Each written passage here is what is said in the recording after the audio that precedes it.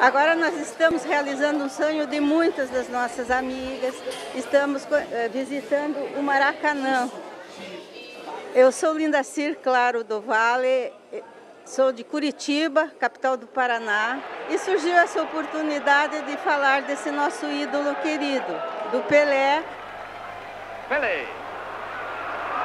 And number 3.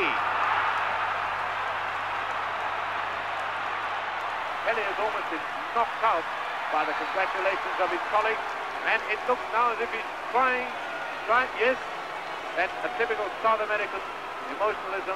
After all, Pelé, who's played such a magnificent part in this World Cup victory, is 17 years of age, and his country has won the World Cup for the first time.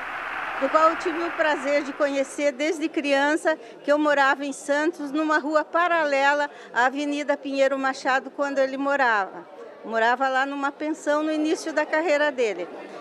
E eu e minhas amigas, quando íamos para a praia no final de semana, sempre víamos o Pelé e o Coutinho no canal ali, talvez descansando, passeando, e eles nos davam tchau, muito simpático.